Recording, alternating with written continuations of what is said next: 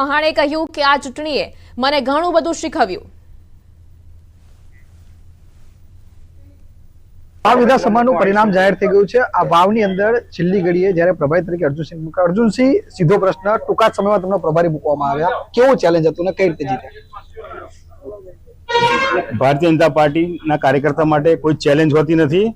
વર્ષોથી ભારતીય જનતા પાર્ટીનું શાસન છે, વિકાસનું વાવેતર થયું છે અને ભારતીય જનતા પાર્ટીનો કાર્યકર્તા બધાને સાથે રાખીને જે કામ કરે છે, મને પણ એક કાર્યકર્તા તરીકે જવાબદારી મળી, એ જવાબદારીમાં પ્રામાણિક પ્રયત્ન કર્યો છે। અવરોધો આવ્યા પણ અવરોધોને અવગણના કરીને પણ બધા કાર્યકર્તાઓએ જેવી રીતે માર્ગદર્શિત કર્યો, શીર્ષ નેતૃત્વ આપણા પાટીલ સાહેબ, સીએમ સાહેબ, રત્નાકરજી, બધા જેવી રીતે વાત કરી મને, અને આ વખતે કપરા ચઢાણની વાત મેં સાંભળી, પણ 7 વર્ષથી વિકાસથી વંચિત વિધાનસભા એને 13મીએ જવાબ આપ્યો અને પરિણામ 23મીએ બધાની સામે છે। જ્ઞાનીબેનની પોતાની વિધાનસભા હતી, 2 ટર્મથી તેઓ જીતતા આવતા હતા, લોકસભા પણ જીતતા, એમનો ગઢ ગણાતો હતો અને એની અંદર તમે તેના કેવા કાર્યકરોનો કેવો સહકાર મળી રહ્યો અને જીત પાછળ સૌથી મહત્વનો ફાળો કોનો કહી શકાય? કઈ વખતે લોકસભાના પરિણામોમાં મતદારોને ભરમાવાનો અને જુદી રીતે પ્રપંચો સાથે ગુજરાતમાં એકમાત્ર સીટ એ વિપક્ષના ફાળે ગઈ, પણ આ વખતે સમજુ મતદારોએ ફરી એકવાર એમનો મૂળ બતાવ્યો છે। જે નાની મોટી ભૂલ હતી સંસદની ચૂંટણીમાં, એમાં સુધારો કરવાનો પ્રામાણિક પ્રયત્ન કાર્યકર્તાઓ અને મતદારોએ કર્યો છે। આગામી સમયની અંદર પણ બનાસકાંઠા જિલ્લા પંચાયતની ચૂંટણી આવી રહી છે, આપને ફરતી જવાબદારી મળે એવી આશા વર્તાઈ રહી છે, શું કહેશો? બનાસકાંઠામાં જેવી રીતે ચૂંટણી, જેવી રીતે ખેડા જિલ્લામાં પણ ચૂંટણી છે, મારા વિસ્તારમાં પણ ચૂંટણી છે અને ફરી એકવાર જંગી લીડથી બનાસકાંઠા અને ખેડા જિલ્લામાં ભારતીય જનતા પાર્ટીનો પ્રમુખ હશે એવું આપના માધ્યમથી ખાતરી આપું છું। ચોક્કસથી અગાઉ અર્જુનસિંહ આપણા માધ્યમથી ખાતરી કે વાવ બેઠક તેઓ જીતે છે, તેવી જ રીતે આવનાર સમયમાં બનાસકાંઠા અને ખેડા જિલ્લા પંચાયત સીટ પણ તેઓ ભવ્ય રીતે જીતતું વર્ચસ્વ જણાઈ રહ્યા છે। ઉમંગ પટેલ, ન્યૂઝ 18 ગુજરાતી, ખેડા। આગળ સમાચાર પ્રાપ્ત થઈ રહ્યા છે વડોદરાથી। તો વડોદરામાં ડિજિટલ અરેસ્ટ મામલે સાયબર ક્રાઇમને સફળતા મળી છે। ડિજિટલ અરેસ્ટના નામે ફ્રોડ આચરનાર 4 ભેજાબાજોને ઝડપ્યા છે।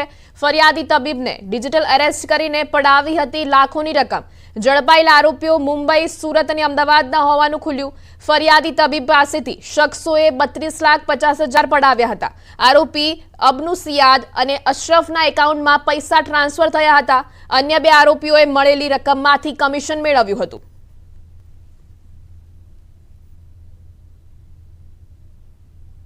વડોદરા સિટી સાયબર ક્રાઇમ સેલે ડિજિટલ અરેસ્ટના એક કિસ્સાને ડિટેક્ટ કરી આરોપીને અટક કરી ગુનામાં સંડોવાયેલ તમામ 32 લાખના જે મુદ્દામાલ છે આને જપ્ત કરી છે।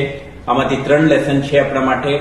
એક, CBI, crime branch, enforcement directorate, narcotics control bureau વગેરેના નામે કોઈ આવીને કોઈના પાસે પૈસા માંગે તો આના સાચું માનવાની કોઈ કારણ નથી। આગળ વાત કરીએ બનાસકાંઠાની। તો બનાસકાંઠાના ગ્રામ્ય વિસ્તારોમાં એસઓજી અને આરોગ્ય વિભાગની ટીમે સંયુક્ત રીતે દરોડા પાડી કાર્યવાહી હાથ ધરી હતી। દાંતા તાલુકાના બામોદરા ગામે 2 બોગસ તબીબોના દવાખાના બંધ કરવામાં આવ્યા।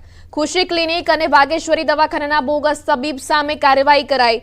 મનુભાઈ રાવળ, જશવંત સોલંકી અને પ્રભાતજી ઠાકોર સામે કાર્યવાહી કરવામાં આવી। સાથે જ દાંતા તાલુકાના ટીએનએચઓએ જણાવ્યું કે જો ફરી દવાખાના ખોલશે તો ફરી કાર્યવાહી કરવામાં આવશે।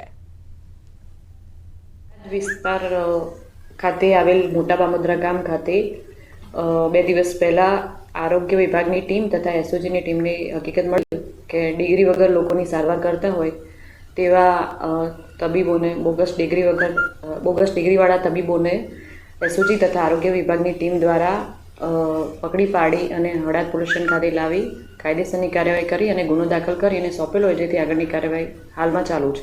અત્યારે એમના